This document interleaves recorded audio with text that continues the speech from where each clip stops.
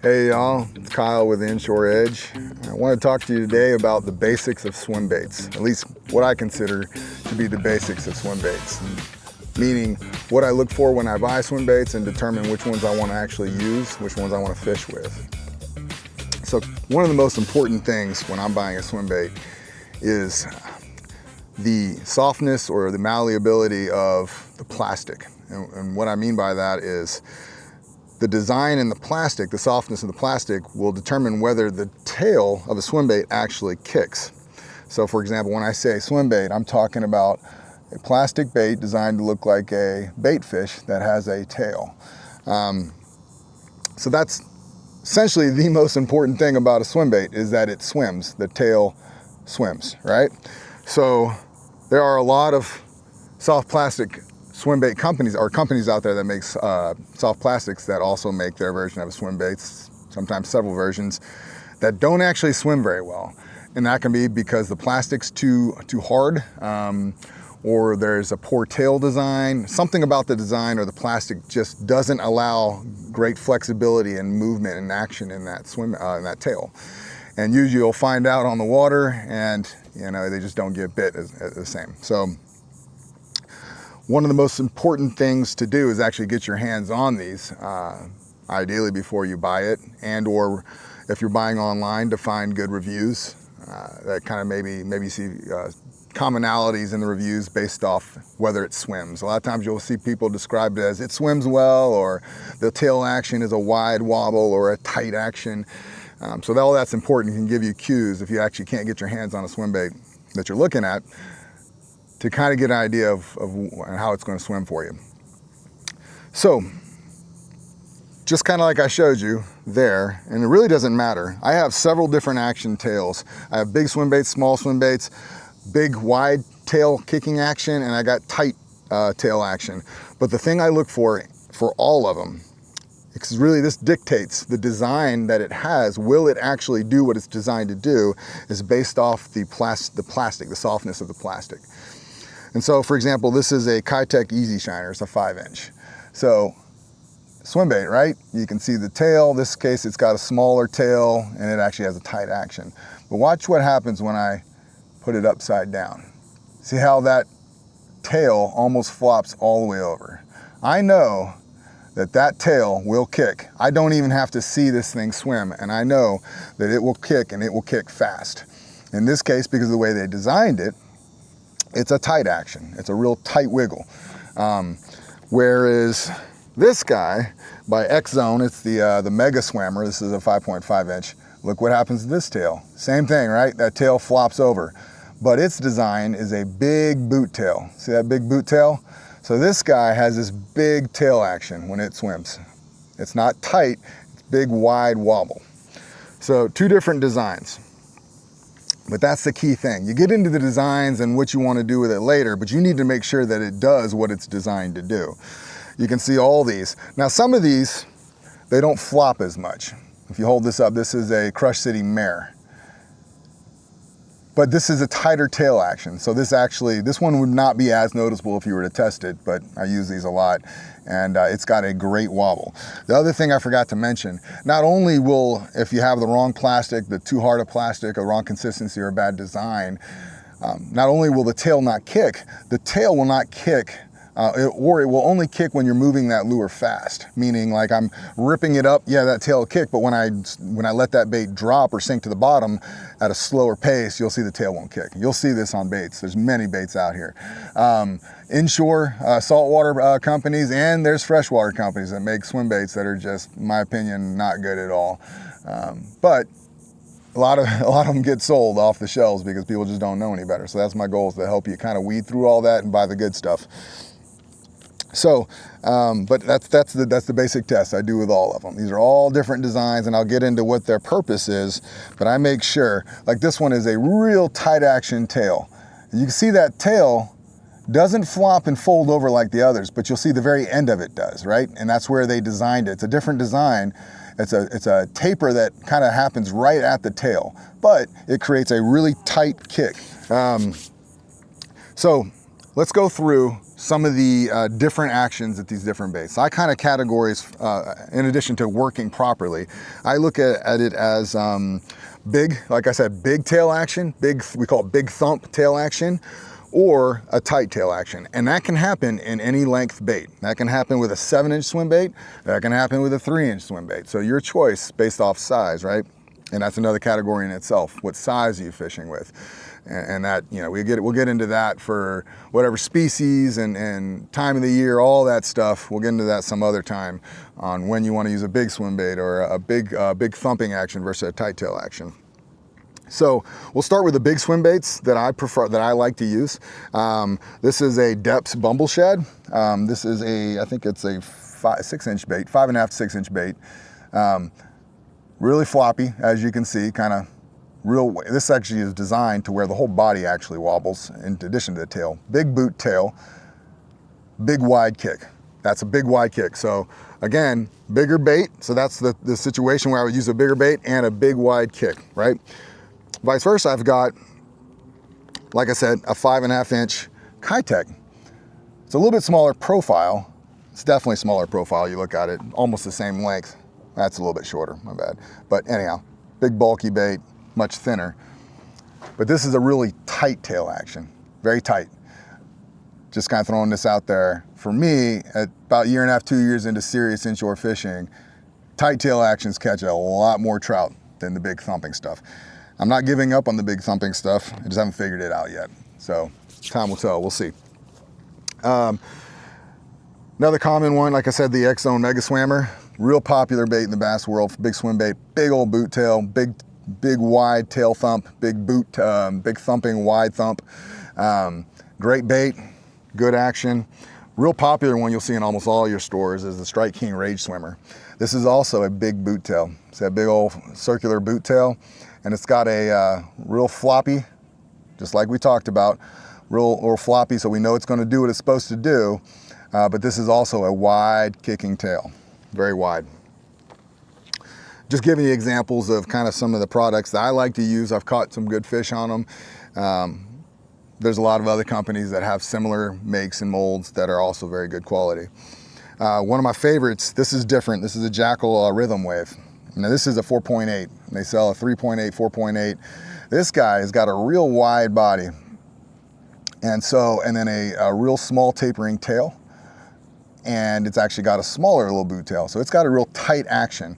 And it tends to rise up because of that wide body. And it also glides really well with that wide body. Really good bait, catches a lot of fish, flounder, trout, reds, you name it. The one thing, while I'm thinking about it, you're probably thinking, if you know anything about swim baits, you're like, wow, yeah, I can see that those would have good action. They're soft, but they probably get torn up real easy, right? This is a big conversation in inshore fishing because most of our fish have teeth. So people like to have products that are tougher plastic that hold up to multiple fish. You know, you can go through 40 or 50 trout, that kind of thing.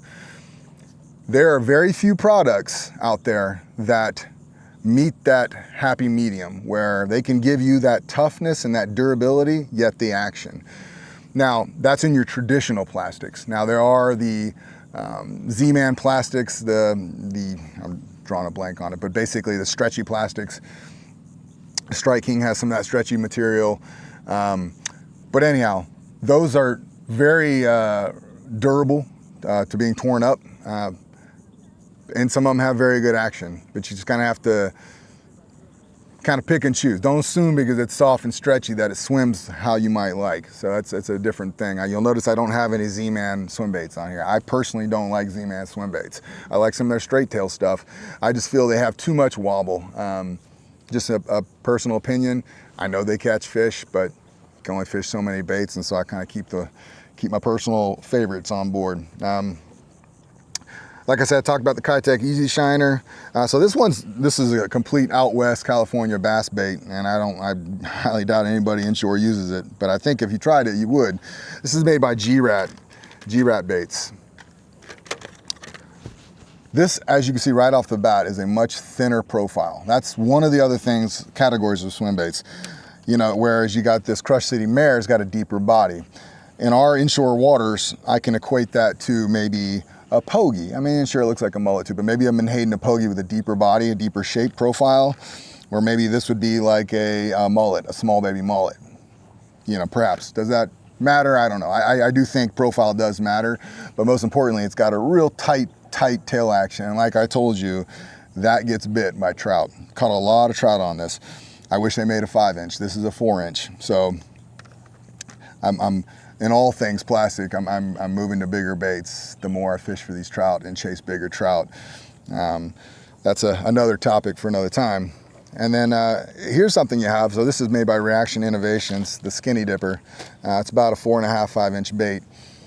Big boot tail, a small tail section, and a wide body. But this body design, and there's other products out there that have similar bodies, this actually, the whole bait rolls when you swim this. This is a very versatile bait. I love fishing for reds up shallow.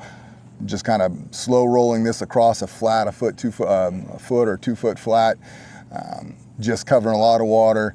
If there's a red sitting up there, they will smoke it. Caught a couple good trout this past winter on it too. But the whole body rolls based off this design. That's Reaction Innovations. So that's kind of a general overview of the swim baits I like to use. Again, I do like these companies, but notice the commonality that I described for each company. They all offered something different or the same, right? They all had the big boot tail action, or they had the small, the little tight wiggle action, or they have a big thick profile with a big back, kind of a glide action, or they're very thin, right?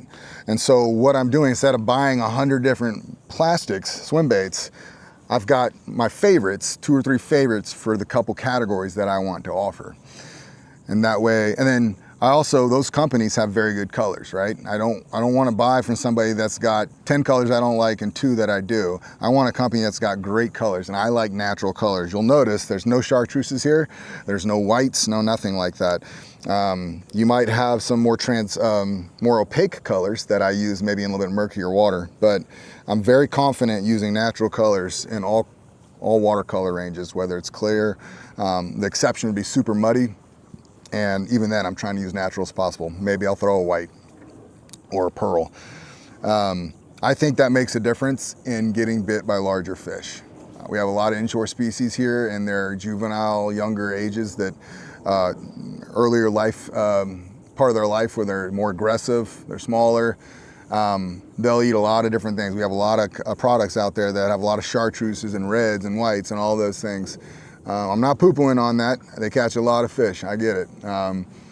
But I'm trying to catch bigger versions of each species while still catching. And then what I've noticed is going a little bit bigger has helped a lot with that. And then always staying natural has helped a lot.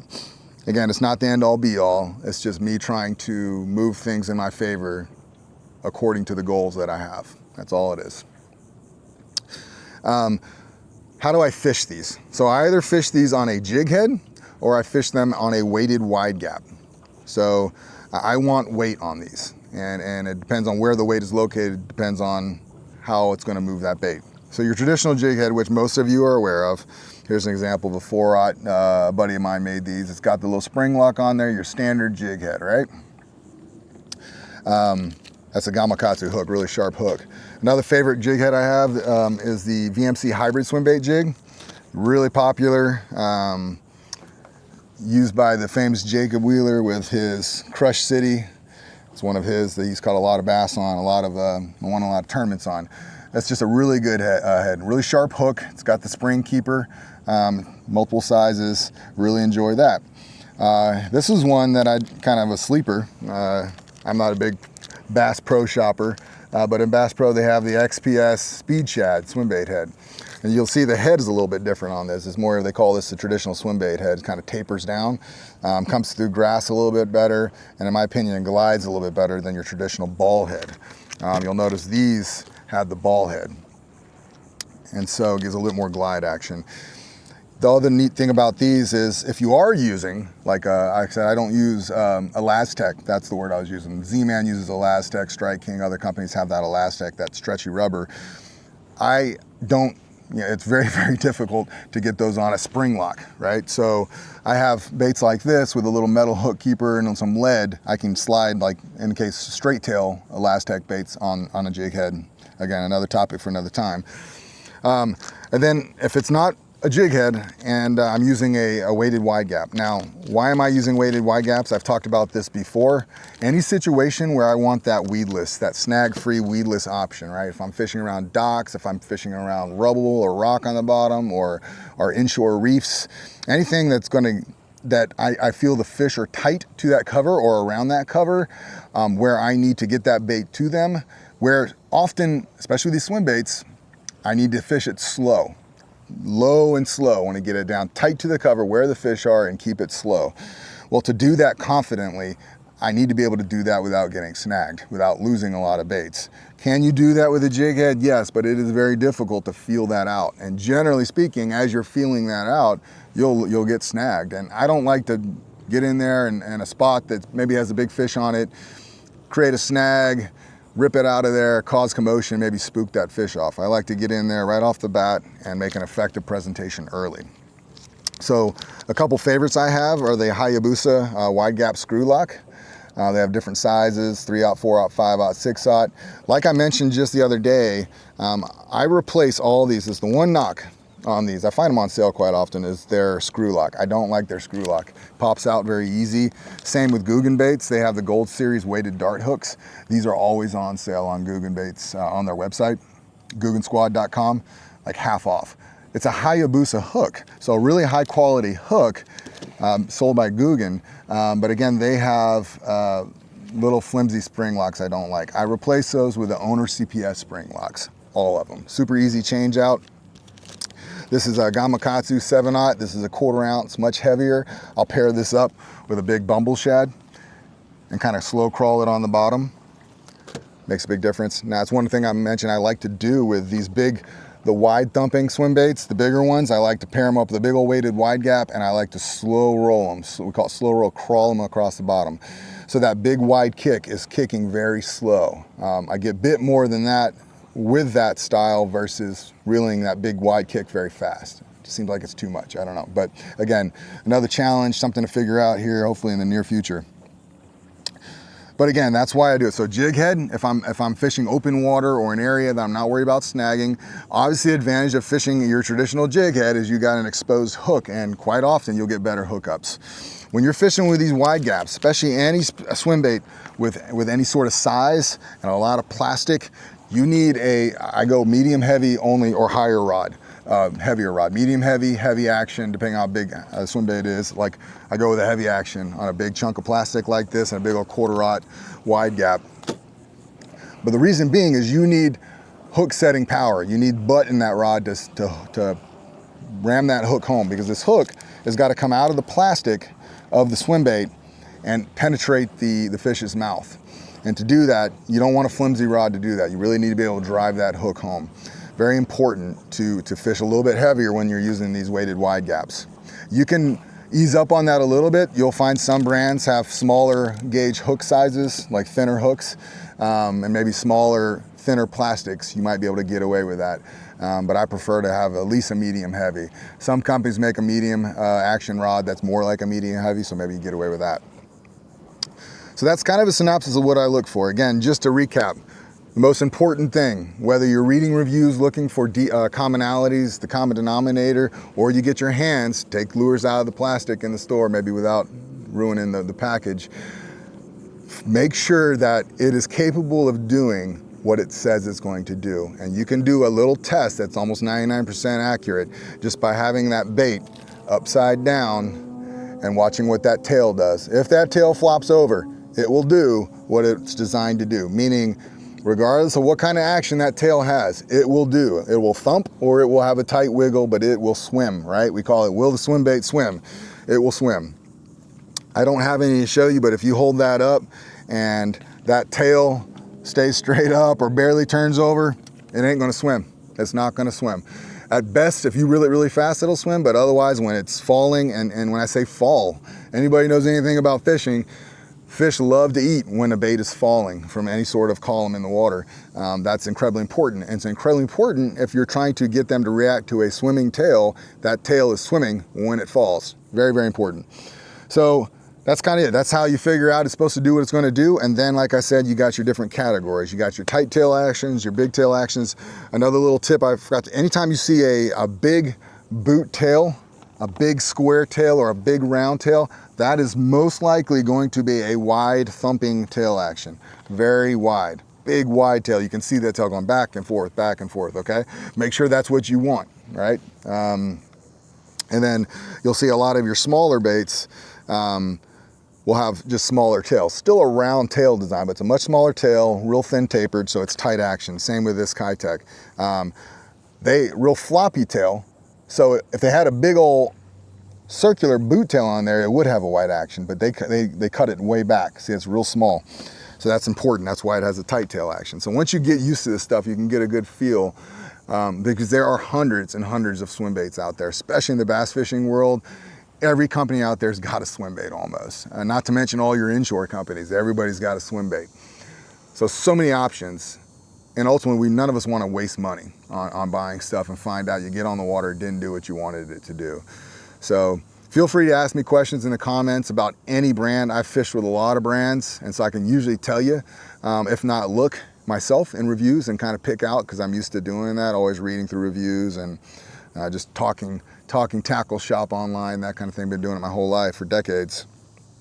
So feel free to ask questions in any of the platforms I use, YouTube, Facebook, trying to get more into Instagram, but feel free to ask questions, ask comments.